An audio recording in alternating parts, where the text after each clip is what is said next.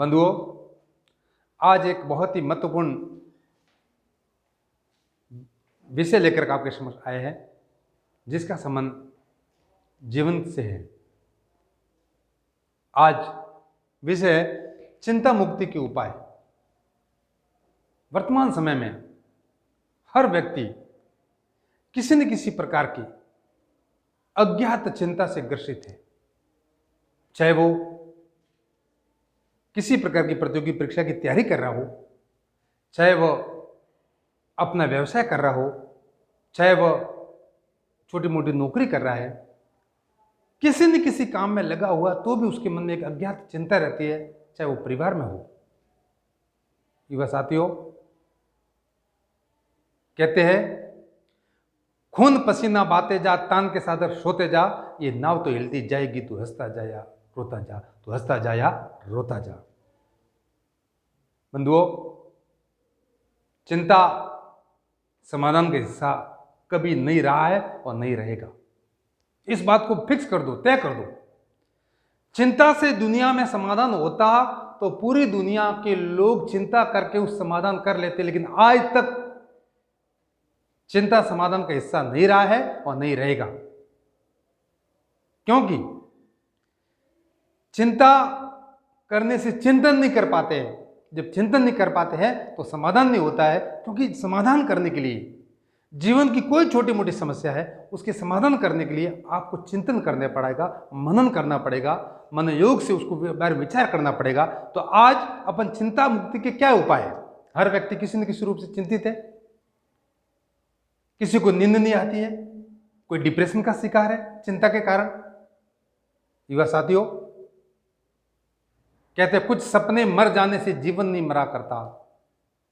कुछ बातें, कुछ घटनाएं, कुछ पर घटनाएं होने से क्या जीवन कांत हो गया? अंधकार और उजाला साथ साथ नहीं चलता दोस्तों। कभी उजाला, कभी अंधेरा, कभी उजाला, कभी अंधेरा, ऐसा करते करते जीवन चलता है। तो चिंता मुक्ति के क्या उपाय है, उन कुछ बिंदुओं पर अपन बात करेंगे। निश्चित रूप से उस वीडियो को गहनता से देखिए। मेरा उद्देश्य सिर्फ यह है कि मैं जो व्यक्ति किसी प्रकार की अज्ञात चिंता से, निराशा से, हताशा से ग्रसित है, पीड़ित है, उनको एक नई चेतना दूं, नया जीवन दूं और उसमें एक जीवन जीने की राह बता सकूं। यही मेरा उद्देश्य है। बंधुओं, पहला बिंदु है समय नहीं तो चिंता नहीं। बिंदु फर्स्ट क्या है? समय नहीं तो चिंता नहीं। चिंता का मुख्य कारण क्या है? खाली दिमाग शैतान का घर होता है। जिस व्यक्ति के पास में चिंता करने का समय ही नहीं है, वो क्या चिंतित हो सकता है? व्यस्त रहो और मस्त रहो का सिद्धांत आपने पढ़ा होगा, सुना होगा। जो व्यक्ति जितना मस्त रहता है उतना ही वो व्यस्त रहता है, उतना ही मस्त रहता है।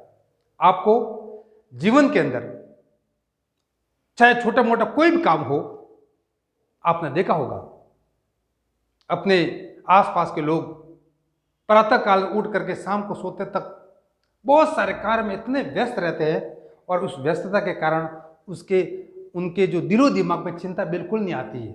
लेकिन जो लोग सुबह से शाम तक खाली दिमाग, बिल्कुल कोई काम नहीं, बैठे रहते हैं, बैठे बैठे उनको पैरालिसिस हो जाते हैं, मानसिक बीमारियां हो जाती है, क्योंकि वो बार बार ये विचार करते हैं दुख के, सुख के। तो हमें समय का सदुपयोग करते हुए बिल्कुल कोई भी व्यक्ति हो, बिल्कुल इतना व्यस्त रहना चाहिए, इतने रचनात्मक कार्यों में, इतना सृजनात्मक कार्यों में अपने को लगे रहना चाहिए, ताकि अपने ऊपर किसी प्रकार की चिंता हावी न हो। जब अपन रचनात्मक कार्यों में लगेंगे तो अपना मन, देखो मन दो तरफ नहीं होता। काम भी कर रहे हो, चिंता भी कर रहे हो। चिंता तब होगी जब आप काम नहीं कर रहे हो। कोई भी छोटा मोटा काम कीजिए, उस काम के दौरान आप व्यस्त रहोगे तो आपके अंदर एक रचनात्मक कार्य करने से आपके अंदर पॉजिटिव एनर्जी आती है, और वो पॉजिटिव एनर्जी आपको बिल्कुल आपके दिमाग में बिल्कुल विचार ही नहीं आएगा। तो पहला है व्यस्त रहिए और मस्त रहिए। तो मतलब समय नहीं तो चिंता नहीं। निश्चित रूप से आप अपने समय का सदुपयोग कीजिए, टाइम टेबल के अकॉर्डिंग काम कीजिए, और बिल्कुल चिंता के लिए समय नहीं होना चाहिए आपके पास। तो पहला बिंदु पर आपने मनन किया होगा कि बस बिल्कुल आप अपने समय के अकॉर्डिंग और अपने जो कार्य करें उसके अकॉर्डिंग बिल्कुल उसमें डूब जाइए, तो आप चिंता नहीं होगी। दूसरा बिंदु है परिश्रम से ही आराम मिलता है। मित्रों, युवा साथियों, मेरी पहले ही बात था कि जो व्यक्ति जितना परिश्रम करता है उसको आराम मिलता है, काम नहीं तो आराम नहीं। किसी प्रदेश में एक राजा था, वो राजा इतना धन धान्य था, उसके राज्य में सब प्रजा सुखी थी, संपन्न थी, लेकिन उस राजा को एक बीमारी लग गई, उसको रात को नींद नहीं आती थी।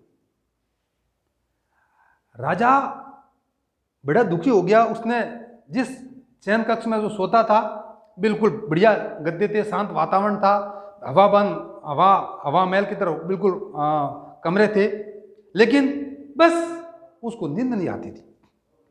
राजा ने समय रहते रहते अपना शयन कक्ष बदल दिया। उसको किसने कहा कि आप हो सकता है उस कमरे में आपको नींद या दूसरा कमरा चेंज कर दो।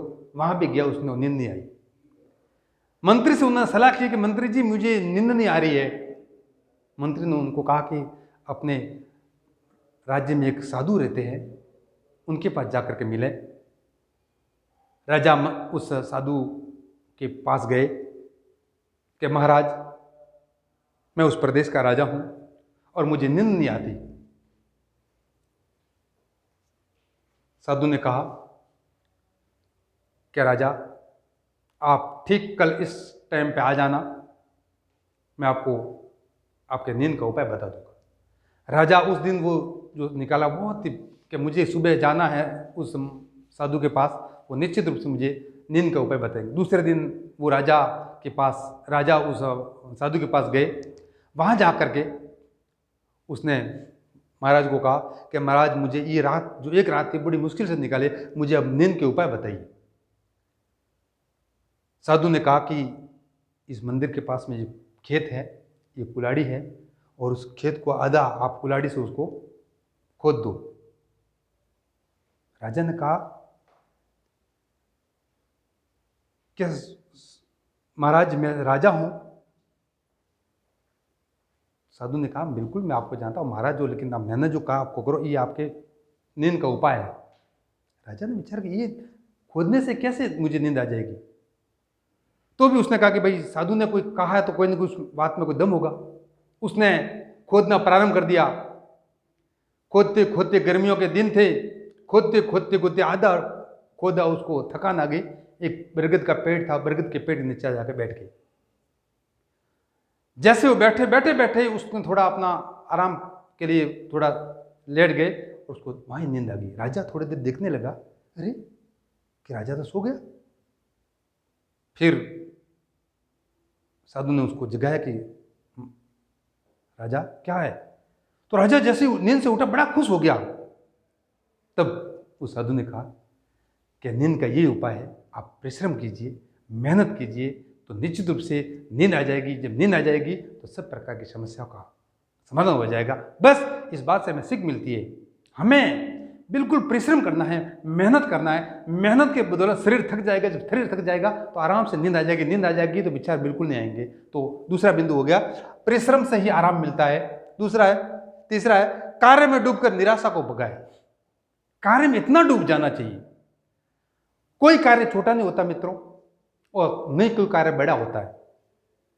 कार्य है। किसी ऑफिस में चतुर्थ श्रेणी कर्मचारी का भी इतना ही महत्व है जितना उसमें उसके कार्यालय अध्यक्ष का है। किसी धंधे में मैनेजर का उतना ही महत्व है जहां उसमें सफाई कर्मचारी का है।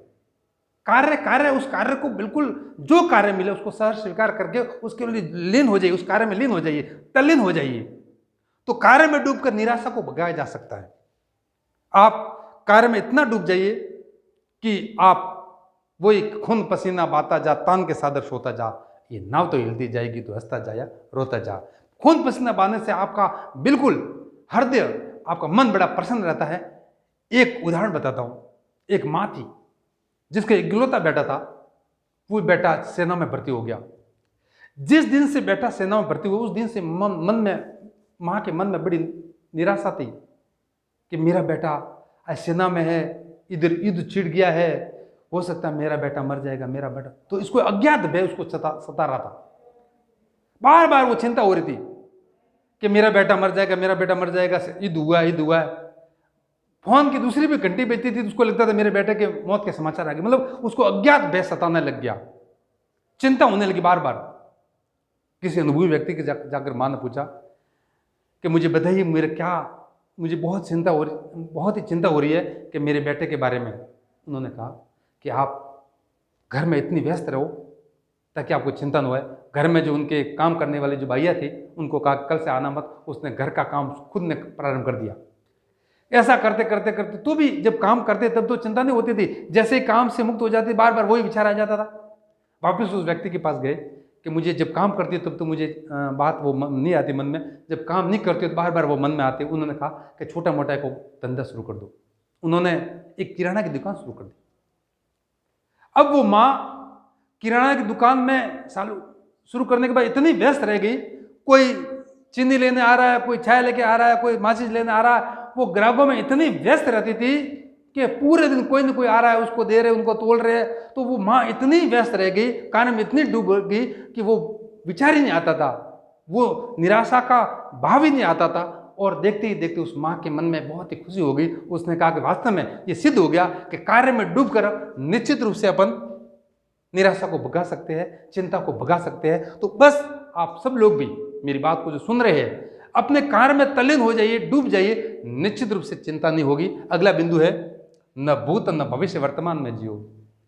मित्रों, लोग अतीत में जीते हैं, बीते हुए कल में जीते। मैं ऐसा था, मेरे पास इतनी समृद्धि थी, मेरे पिताजी ऐसे थे, मेरे उस समय इतने घुड़सवार थे, या ऐसा था। लेकिन क्या वो उचित है? अतीत को देखकर दुखी होना और भविष्य को देखना, मैं ऐसा कर दूंगा ना, ऐसा हो जाएगा ना, मन ही मन ऐसी बातें जिनका कोई समाधान नहीं है। अज्ञात भय, भविष्य में ऐसा हो जाएगा ना। मैं सोम शर्मा पितु कल्पना की कहानी सुनी होगी। एक वो कल्पना करता है कि मेरा घोड़ा आएगा, मुझे वो इतना आटा बेचूंगा, वो होगा। अंत में वो घोड़ा, मेरे बेटा उस घोड़े के बीच में आएगा और मेरा बेटा, मैं मेरी पत्नी को कहूँगा उस बच्चे को लेना, वो नहीं आएगी तो मैं उसके लात मारूंगा, और लात मारते ही वो घड़ा फूट जाता है। कहने का तात्पर्य, अपन भविष्य में कल्पनाओं में इतने नहीं खोना चाहिए कि अपन अपने वर्तमान को बिगाड़े। वर्तमान में जियो। जो क्षण है, हर पल का, हर क्षण का उपयोग करते हुए वर्तमान में जीने से अपन भविष्य को सुधार सकते हैं। अतीत को तो अपन नहीं सुधार सकते, लेकिन वर्तमान के हर क्षण का, हर पल का उपयोग करते हुए अपन भविष्य को सुधार सकते हैं। इसी भावनाओं के साथ निश्चित रूप से इन 4 बिंदुओं पर अपन मनन कीजिए और इनमें विचार कीजिए। निश्चित रूप से चिंता मुक्त हो जाओगे। चिंतन कीजिए, क्योंकि चिंता समाधान का हिस्सा नहीं है, चिंतन करने से समाधान मिलता है। जय हिंद, जय भारत।